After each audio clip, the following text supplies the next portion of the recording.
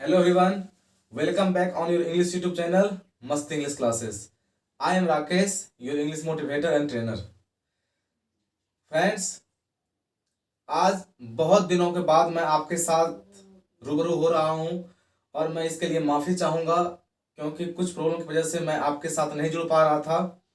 ये मेरी मजबूरी थी, इसके लिए मुझे भी खेद है। तो मुझे उम्मीद है कि इससे जो आपको परेशानी हुई है उसके लिए मैं आपको सॉरी कहता हूं। मैं कोशिश करूंगा कि आगे से इस प्रकार की कोई प्रॉब्लम ना हो जिसके कारण आपकी सेशन छूट जाए। तो फ्रेंड्स, चलिए आज की बातें आपके साथ करेंगे कुछ अलग और एक नए अंदाज में, जो आपके लिए बिल्कुल ही अलग होगी और जिसके माध्यम से आप उस कॉन्सेप्ट को, जिसकी मैं बातें करने वाला हूं, उस सेंटेंस को एक बेहतरीन अंदाज में सीख पाएंगे। सबसे पहले यदि मैं यहां लिखता हूं एक सेंटेंस, आपको पता है कि यदि सेंटेंस की बातें होती है तो सेंटेंस में आपको सब्जेक्ट दिखता है, आपको वर्ब दिखता है, आपको ऑब्जेक्ट या अदर वर्ड दिखता है। आपने देखा एक सेंटेंस में आपको सब्जेक्ट दिखता है, आपको वर्ब दिखता है, आपको ऑब्जेक्ट या अदर वर्ड दिखता है। और आपने ये सीखा है कि सब्जेक्ट आपकी या तो नाउन होती है और या प्रोनाउन होती है। और यदि आप बातें करते हैं वर्ब की तो आपने ये सीखा है कि वर्ब क्या है। तो वर्ब का अर्थ होता है, वर्ब डूइंग होता है,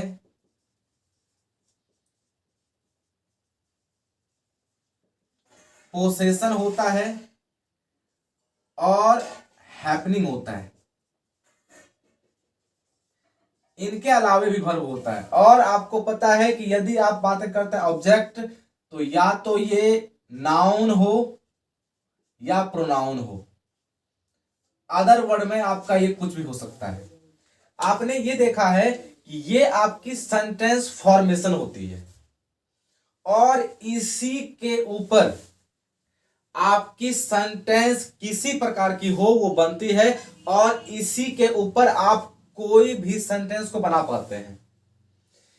ये पॉसिबल है कि एक्शन के अकॉर्डिंग आप इसको, जैसे मैंने इसके लिए लिखा, मैंने लिखा यू गो देयर।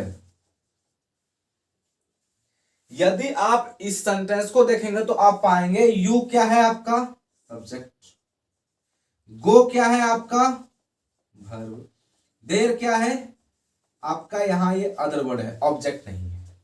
अब बातें करते हैं कि यदि सर आपकी ये यू सब्जेक्ट हो गई, वर्ब आपका गो हो गया, देयर आपका ऑब्जेक्ट अदर वर्ड हो गया, तो इसका अर्थ क्या है? इसका अर्थ है कि ये आपका सेंटेंस एक फॉर्मेशन हुआ।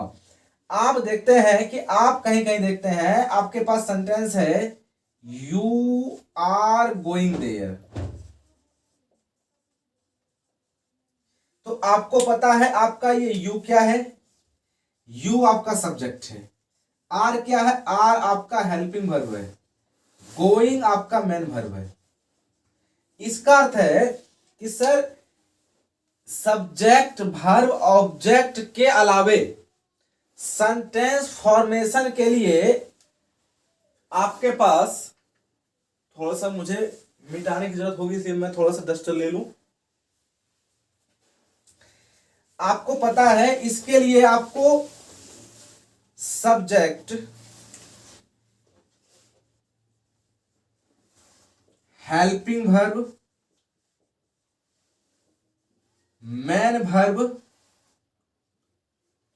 ऑब्जेक्ट अदर वर्ड की आवश्यकता पड़ती है। आप इसके माध्यम से भी संस्कृत, जैसे आपने बोला यू आर गोइंग देयर, तो आपने देखा यू आपका क्या हुआ सब्जेक्ट हुआ, आर आपका क्या हुआ हेल्पिंग वर्ब, मेन वर्ब क्या हुआ गोइंग देयर क्या हुआ आपका अदर वर्ड हुआ। आपके साथ ये चर्चा मैं कर चुका हूं कि हेल्पिंग वर्ब मेन वर्ब क्या होता है। जो नए व्यूअर हैं वो प्रीवियस वीडियो में जाएंगे तो देखेंगे, आपको वहां दिखेगा हेल्पिंग वर्ब मेन वर्ब क्या होता है। तो इसकी बातें होती है तो आप समझेंगे कि सर आपके सेंटेंस फॉर्मेशन के लिए केवल सब्जेक्ट वर्ब ऑब्जेक्ट चाहिए या subject helping verb main verb object चाहिए। जैसे आपने बोला यू हैव गॉन देयर, वो क्या हुआ, उनकी एक्शन परफेक्ट की थी तो आपने क्या लगाया, हैव। ये क्या है, कंटिन्यू, आपने क्या लगाया, यू आर गोइंग देयर। इसका अर्थ होता है कि आपके पास केवल ये दो ही ऐसा फॉर्म होता है जिसके माध्यम से आप किसी सेंटेंस को बना सकते हैं और कोई सेंटेंस आपकी नहीं बन सकती है, इस केवल दो स्ट्रक्चर के माध्यम से। हां, पॉसिबिलिटी क्या है, आप इसके हेल्पिंग वर्ब मेन वर्ब को चेंज करेंगे, लेकिन आपकी structure main subject verb object अलग होने वाली है या subject helping verb main verb object अलग होने वाली है। इसी दो स्ट्रक्चर के माध्यम से आप कोई भी सेंटेंस को बना सकते हैं। आपने बनाया यू आर गोइंग देयर, आप बनाए यू वेयर गोइंग देयर, आप बनाए यू हैड गॉन देयर, आप बनाए यू हैव गॉन देयर। क्या ये यू सब्जेक्ट नहीं हुआ, हैव हेल्पिंग वर्ब नहीं हुआ, गॉन मेन वर्ब नहीं हुआ, देयर ऑब्जेक्ट वर्ब नहीं हुआ। तो केवल और केवल आपने क्या देखा, केवल और केवल आपने इसी सब्जेक्ट वर्ब के द्वारा, सब्जेक्ट वर्ब मेन वर्ब के द्वारा आपने सेंटेंस को बनाया। तो चलिए कुछ सेंटेंस लेते हैं और उसकी बातें करते हैं।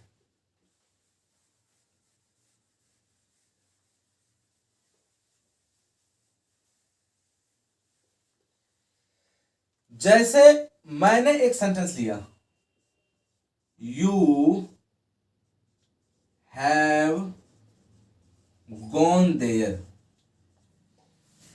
आपने यह सीखा है टेंस के सेशन में, हैव क्या है सर, हैव आपका फर्स्ट फॉर्म है। तो ये क्या है, ये आपका फर्स्ट फॉर्म होने के कारण क्या हुआ, प्रेजेंट। आपने सीखा है गॉन क्या है, थर्ड फॉर्म, तो ये क्या हुआ, perfect.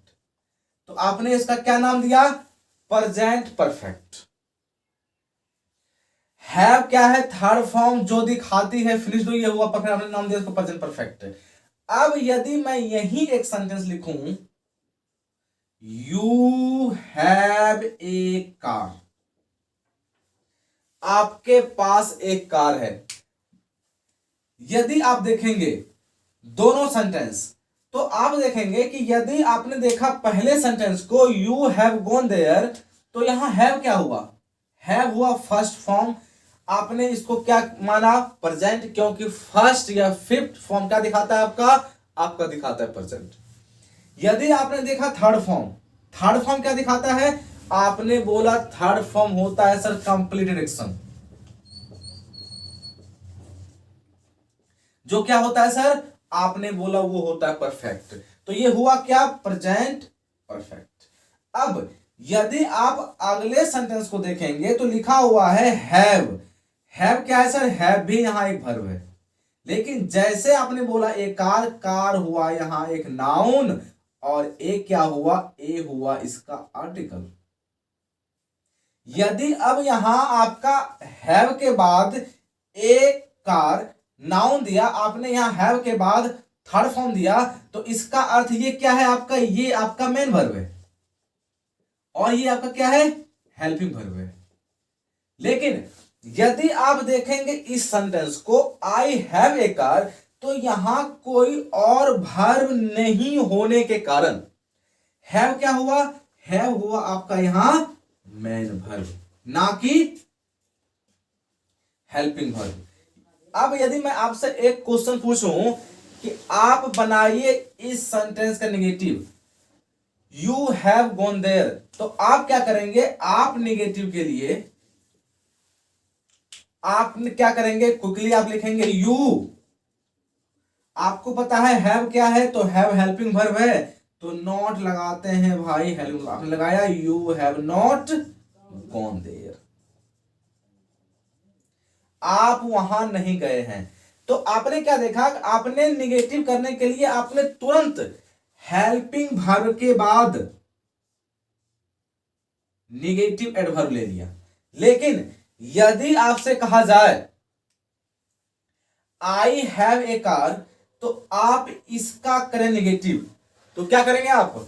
I have not a car, तो इसकी निगेटिव क्या होगी? इसके लिए मैं इसको मिटाता हूं, इसके बाद मैं इसके ऊपर बात करता हूं।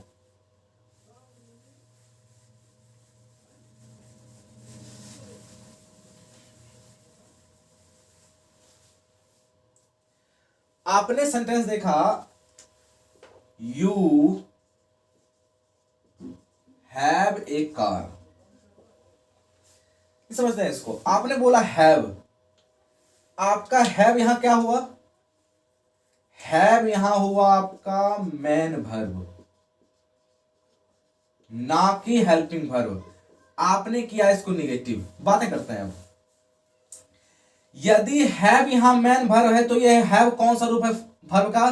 तो आपने बोला सर फर्स्ट फॉर्म है। कैसे? Have, had, had, having, has. First form have, second form had, third form had, fourth form having and fifth form has. तो ये क्या है आपका? First form. और ये क्या है आपका? सब्जेक्ट। तो जैसे आपने देखा सब्जेक्ट प्लस फर्स्ट फॉर्म, तो सब्जेक्ट प्लस फर्स्ट फॉर्म या फिफ्थ फॉर्म क्या होता है? तो आपने कहा, आपका आंसर होगा कि सर मैंने पढ़ाई किया है कि first form subject plus first form fifth form क्या होता है? तो ये होता है प्रेजेंट इंडेफिनिट टेंस।